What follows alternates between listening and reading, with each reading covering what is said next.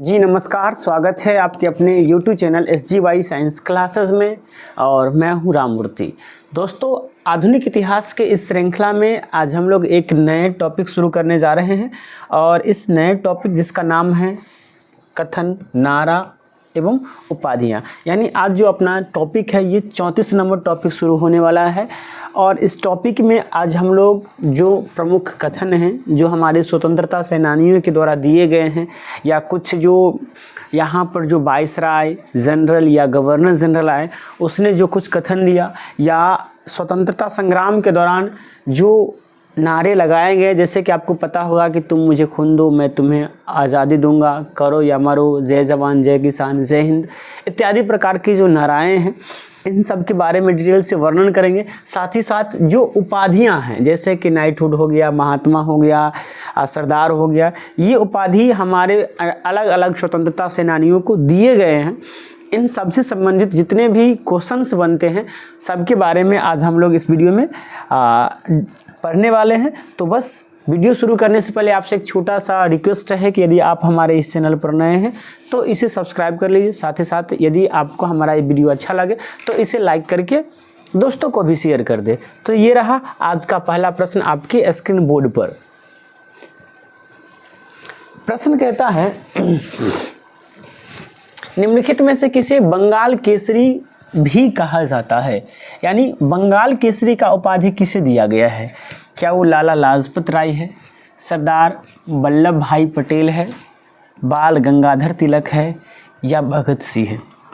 तो अगर यहाँ पर वल्लभ भाई पटेल की बात करेंगे तो वल्लभ भाई पटेल को सरदार की उपाधि दी थी कौन? बारदौली की महिला ने। कहाँ की महिला ने? बारदौली की महिला ने इन्हें सरदार की उपाधि दी थी, क्योंकि पता है आप लोगों को पता होगा कि बारदौली आंदोलन जो हुआ था उसका नेतृत्व वल्लभ भाई पटेल किए थे और वहाँ वल्लभ भाई पटेल को ही बारदौली की महिला ने सरदार की उपाधि दी। उस दिन से वल्लभ भाई पटेल सरदार वल्लभ भाई पटेल हो गए। अगर भगत सिंह की बात आती है तो भगत सिंह को पंजाब केसरी नहीं कहा जाता है। अब लाला लाजपत राय या बाल गंगाधर तिलक हो सकता है। तो दोनों में से कौन है, इसको जानने से पहले थोड़ा हम लोग डिस्कशन की ओर चलते हैं। तो जब हम डिस्कशन पर आते हैं तो यहाँ पर आप देखेंगे कि लाला लाजपत राय को बंगाल केसर भी कहा जाता है।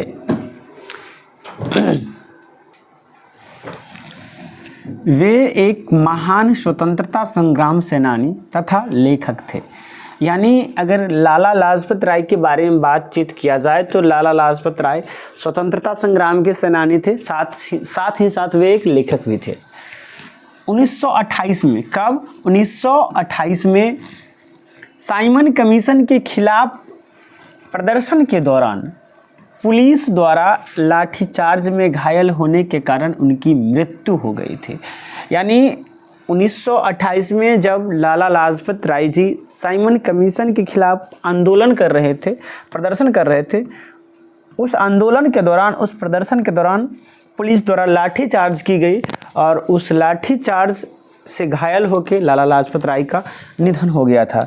तो इस प्रकार से अगर हम बंगाल केसरी की उपाधि की बात करें तो यहाँ पर आ जाता है लाला लाजपत राय, और लाला लाजपत राय का मृत्यु ही हुआ था साइमन कमीशन के खिलाफ आंदोलन के दौरान पुलिस के लाठीचार्ज से। अब हम लोग अगले प्रश्न की ओर चलते हैं और अगला प्रश्न ये रहा आपके स्क्रीन बोर्ड पर। आप इसे पढ़ेंगे और बताएंगे कि किसे कहा जाता है, ये बताएंगे।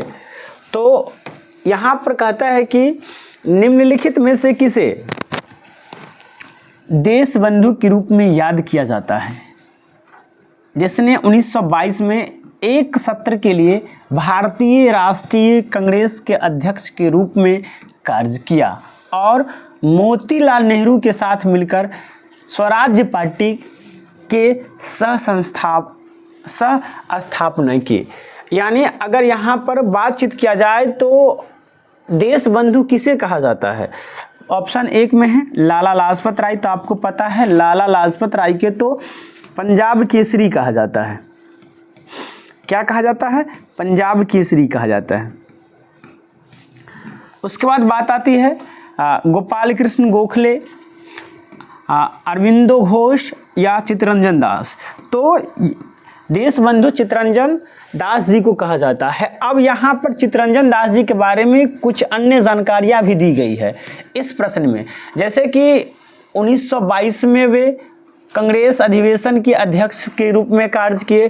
साथ ही साथ वे मोतीलाल नेहरू जी के साथ मिलकर के स्वराज पार्टी की सह संस्थापना की, यानी मोतीलाल नेहरू जी के साथ मिलकर के चित्तरंजन दास जी स्वराज पार्टी का स्थापना किए थे। तो इस प्रकार से जो अपना सही आंसर हो जाता है वो डी चला जाता है, Chittaranjan Das.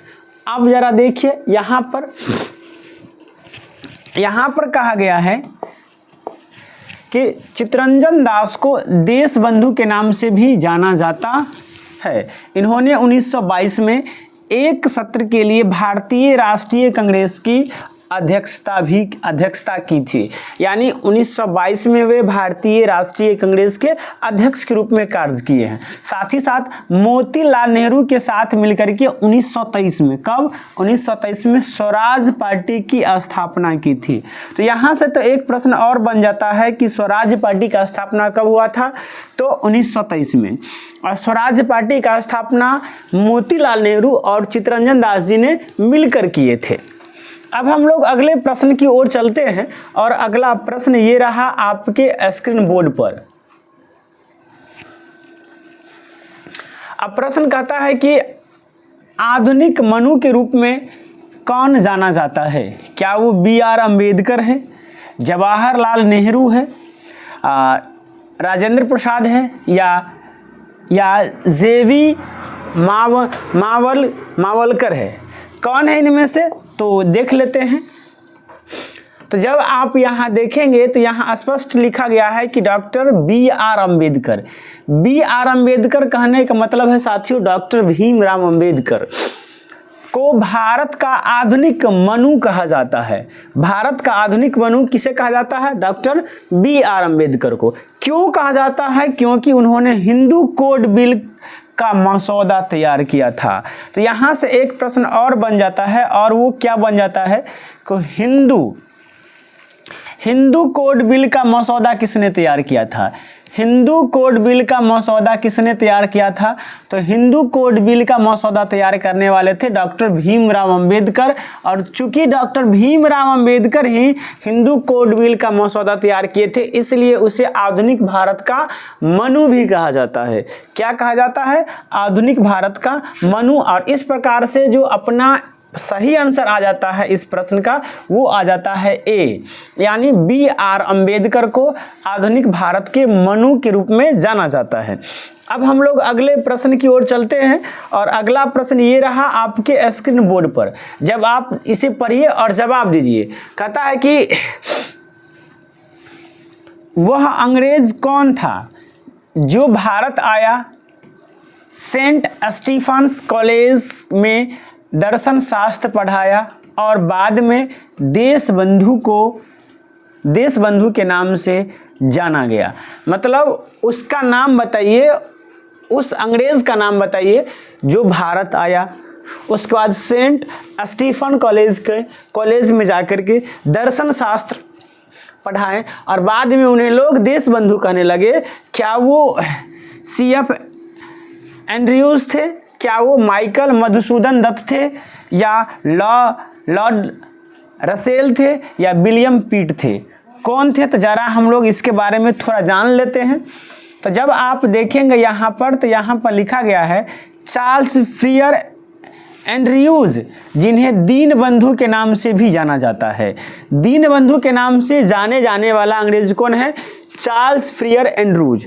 Charles Freer Andrews को दीनबंधु के नाम से जाना जाता है। ये एक शिक्षक एवं समाज सुधारक थे। इन्होंने अपना पूरा जीवन मानव सेवा को समर्पित किया। इन्होंने ब्रिटिश नागरिक होते हुए भी जालियांवाला बाग कांड के लिए ब्रिटिश सरकार को दोषी ठहराते हुए जनरल ओडायर के कुकृति को जानबूझकर किया गया जघन्य हत्याकांड कहा। यानी ये एक अंग्रेज थे, लेकिन ये एक समाज सुधारक और शिक्षक थे, और ये ब्रिटिश होते हुए भी, एक अंग्रेज होते हुए भी जालियांवाला बाग हत्याकांड का ये मतलब दोषी किसे ठहराया? जनरल डायर को, और कहा कि जनरल डायर द्वारा ये कुकृत्य किया गया है, जो जघन्य हत्याकांड है, जानबूझकर किया गया जघन्य हत्याकांड है। ये बात कहने वाले महान अंग्रेज, इसे आप महान कह सकते हैं क्योंकि ये भारत के लिए बहुत अच्छे काम के एक शिक्षक थे। और इस प्रकार से C.F. एंड्रयूज जो हो जाते हैं, जिन्हें भारत का देश बंधु कहा जाता है, और ये एक अंग्रेज भी थे। अब हम लोग अगले प्रश्न की ओर चलते हैं, और अगला प्रश्न ये रहा आपके स्क्रीन बोर्ड पर। कहता भारतीय इतिहास में किसे बादशाह खान कहा जाता था? क्या वो खान अब्दुल गफ्फार खान था? क्या वो अबुल कलाम आज़ाद थे, औरंगजेब थे, या बहादुर शाह थे? तो अगर खान अब्दुल गफ्फार खान की बात करें तो इसे तो सीमांत गांधी कहा जाता है। क्या कहा जाता है? सीमांत गांधी कहा जाता है। याद रखेंगे इस बात को। खान अब्दुल गफ्फार खान को क्या कहा जाता है? सीमांत गांधी कहा जाता है। अब अगर बहादुर खान की बात करें तो यहाँ पर देखिए डिस्कशन दिया गया है कि खान अब्दुल गफ्फार खान सीमा प्रांत और बलूची स्थान के एक महान राजनेता थे, जिन्हें सरहदी गांधी या सीमांत गांधी, बच्चा खां या बादशाह खां के नाम से जाना जाता है। उन्होंने 1920 में खुदाई खिदमतगार नामक संगठन का स्थापना किया था। यानी एक खान अब्दुल गफ्फार खान को देखिए कितने उपाधि दिए गए हैं। सबसे पहले इन्हें सीमांत गांधी कहा जाता है। क्या कहा जाता है? सीमांत गांधी कहा जाता है। सीमांत गांधी या इसे आप सरहदी गांधी भी कह सकते हैं। सीमांत गांधी या सरहदी गांधी कहा जाता है, जो आपको हमने पहले ही बतलाया। इसके अलावे दूसरा, इसे बच्चा खां भी कहा जाता है। क्या कहा जाता है? बच्चा खां। बताइए बच्चा खां किसे कहा जाता है? खान अब्दुल गफ्फार खान को। और तीसरा इन्हें क्या कहा जाता है? बादशाह खान। ये 3 उपाधि खान अब्दुल गफ्फार खान को दिया गया है। ये 3 किसे दिया गया है? खान अब्दुल गफ्फार खान को ये 3-4 उपाधि दिए गए हैं। और इस प्रकार से जो अपना आंसर हो जाता है वो आ जाता है ए, खान अब्दुल गफ्फार खान। खान अब्दुल गफ्फार खान, या इसे सीमांत गांधी या सरहदी गांधी या बच्चा खां कहिए या बादशाह खान कहिए, ये 3-4 उपाधि जो है केवल और केवल खान अब्दुल गफ्फार खान को ही दिया जाता है। अब हम लोग अगले प्रश्न की ओर चलते हैं, और अगला प्रश्न ये रहा आपके स्क्रीन बोर्ड पर। अगला प्रश्न कहता है कि किसने महात्मा गांधी को भिखारी के लिबास में एक महान आत्मा के रूप में व्याख्यायित किया है? क्या वो विंगस्टन चर्चिल थे, रविंद्रनाथ टैगोर थे, सुरेंद्रनाथ बनर्जी थे, या फिरोज शाह मेहता थे? तो ज़रा इसका डिस्कशन हम लोग देख लेते हैं।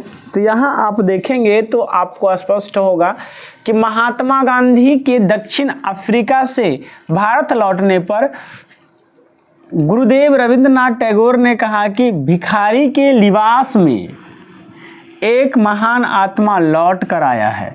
यानी भिखारी के लिबास में एक महान आत्मा लौट कर आया है। यानी महात्मा कहने वाले व्यक्ति कौन थे? तो वो रविंद्रनाथ टैगोर थे ना। रविंद्रनाथ टैगोर ने कहा था गांधी जी को कि ये भिखारी के लिबास में एक महान आत्मा है। किसे? गांधी जी को। जरा अगले प्रश्न की ओर चलते हैं, और अगला प्रश्न ये रहा आपके स्क्रीन बोर्ड पर। इसे देखिए और बताइए क्या होने वाला है इसका सही आंसर। प्रश्न कहता है कि संपूर्ण क्रांति का नारा किसने दिया था?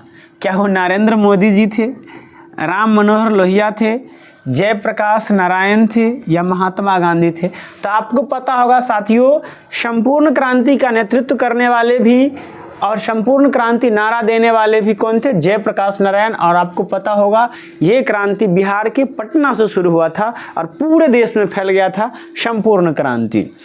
अब हम लोग अगले प्रश्न की ओर चलते हैं, लेकिन यहाँ पर आप देख सकते हैं कि संपूर्ण क्रांति जयप्रकाश नारायण के विचार व नारा था, जिसका आह्वान उन्होंने इंदिरा गांधी की सत्ता को उखाड़ फेंकने के लिए किया था। संपूर्ण क्रांति को संपूर्ण क्रांति में 7 क्रांतियां सम्मिलित थी। राजनीतिक, आर्थिक, सामाजिक, सांस्कृतिक, बौद्धिक, शैक्षणिक और आध्यात्मिक क्रांति। आप बताइए साथियों, संपूर्ण क्रांति में कितने सा क्रांतियां शामिल थी? 7 क्रांति। कौन कौन बोलो? राजनीतिक, आर्थिक, सामाजिक, सांस्कृतिक, बौद्धिक, शैक्षणिक और आध्यात्मिक, ये 7 क्रांति संपूर्ण क्रांति में सम्मिलित था। और संपूर्ण क्रांति का नारा देने वाले, संपूर्ण क्रांति का आह्वान करने वाले कौन थे? जयप्रकाश नारायण जी।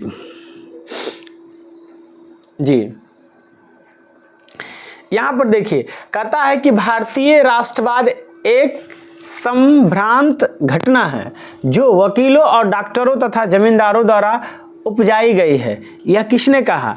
क्या वो डॉक्टर राजेंद्र प्रसाद जी कहे, पंडित जवाहरलाल नेहरू कहे, सरदार वल्लभ भाई पटेल कहे या महात्मा गांधी कहे? किसने कहा कि भारतीय राष्ट्रवाद एक संभ्रांत घटना है जो वकीलों एवं डॉक्टरों तथा जमींदारों द्वारा उपजाई गई थी? तो इस बात की अगर बात करें तो ये बात कहे थे कौन? महात्मा गांधी जी। गांधी जी कहे थे कि भारतीय राष्ट्रवाद एक संभ्रांत घटना है जो कि वकीलों और डॉक्टरों तथा जमींदारों द्वारा उपजाई गई थी ना। ये बात किसने कही थी? किसने कहे थे? महात्मा गांधी जी ने कहे थे। यानी डी यहाँ से सही आंसर हो जाता है। अब हम लोग अगले प्रश्न की ओर चलते हैं और अगला प्रश्न ये रहा आपके स्क्रीन बोर्ड पर। अब प्रश्न कहता है कि किसने कहा था कि भारत एकमात्र आशा उसकी जनता है? भारत की एकमात्र आशा उसकी जनता है, उच्च वर्ग शारीरिक एवं नैतिक रूप से मृत है। ये बात किसने कहा था कि भारत की एकमात्र आशा उनकी जनता है और वे उच्च वर्ग शारीरिक और नैतिक रूप से मृत है यानी मरे हैं? क्या वो बिपिन चंद्रपाल जी है, अरविंद घोष है, स्वामी विवेकानंद जी है या बाल गंगाधर तिलक है? किसने ये बात कहा था? तो जरा हम लोग देख लेते हैं कि किसने कहा था ये बात। तो आप जब इसे देखेंगे तो यहाँ पर स्पष्ट लिखा है कि भारत की एकमात्र आशा उसकी जनता से है, उच्च वर्ग शारीरिक एवं नैतिक रूप से मृत है। यह घोषणा स्वामी विवेकानंद ने की थी। स्वामी विवेकानंद ने की थी कि भारत की जो सिर्फ और सिर्फ आशा उनकी जनता है, जो उच्च वर्ग के लोग हैं, वो लोग शारीरिक और नैतिक रूप से मरे हुए हैं। इन्हीं के द्वारा रामकृष्ण मिशन की स्थापना सन 1897 में की गई थी। यानी रामकृष्ण मिशन का स्थापना किसने की थी? स्वामी विवेकानंद ने। और स्वामी विवेकानंद ने कहा था कि भारत को सिर्फ और सिर्फ नागरिक से, जनता से ही विश्वास है, आशा है। यानी सी इज द राइट आंसर। अब हम लोग अगले प्रश्न की ओर चलते हैं और अगला प्रश्न ये रहा आपके स्क्रीन बोर्ड पर। अब प्रश्न कहता है कि निम्नलिखित में से किसने सुरक्षा सिद्धांत अर्थात सेफ्टी वैल्यू थ्योरी का उपयोग किया और यह राय दी कि भारतीय राष्ट्रीय कांग्रेस लॉर्ड डफरिन की दिमाग की उपज थी? भारतीय राष्ट्रीय कांग्रेस लॉर्ड डफरिन की दिमाग की उपज थी। क्या वो महात्मा गांधी थे, एओ ह्यूम थे, लाला लाजपत राय थे या जवाहरलाल नेहरू जी थे? किसने ये बात कहा था बताइए? तो ये बात कहने वाले हमारे महान स्वतंत्रता सेनानी लाला लाजपत राय जी थे। कहता है कि सेफ्टी वॉल्व की सिद्धांत सर्वप्रथम लाला लाजपत राय ने अपनी पुस्तक यंग इंडिया के लेखक कौन है? लाला लाजपत राय में 1916 में दी थी। गर्मपंथी नेता लाला लाजपत राय ने 1916 में यंग इंडिया में प्रकाशित अपने एक लेख के माध्यम से सुरक्षा वॉल्व सिद्धांत की परिकल्पना करते हुए कांग्रेस द्वारा ब्रिटिश प्रशासन के विरुद्ध अपनाई गई नरमपंथी रणनीति पर प्रहार की और भारतीय राष्ट्रीय कांग्रेस को लॉर्ड डफरिन की दिमाग की उपज बताया था। यानी उन्होंने अपने पुस्तक यंग इंडिया में बताया कि भारतीय राष्ट्रीय कांग्रेस जो है वो लॉर्ड डफरिन की दिमाग की उपज है। उसने कहा, उनका कहना था कि कांग्रेस ब्रिटिश वायसराय द्वारा प्रोत्साहित तथा ब्रिटिश हितों के लिए स्थापित एक संस्था है जो भारतीयों का प्रतिनिधित्व नहीं करता है।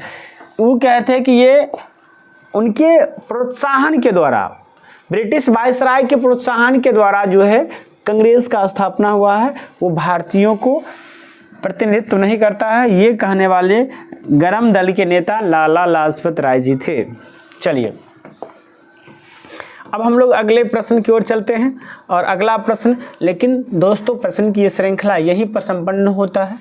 दोस्तों कैसा लगा आपको हमारा ये वीडियो, कमेंट करके बताइएगा। अगर अच्छा लगा है तो लाइक कीजिए, साथ ही साथ यदि आप हमारे चैनल पर नए हैं तो इसे सब्सक्राइब करके बेल आइकन को दबा दीजिए और संभव हो तो दोस्तों को भी शेयर कर दीजिए।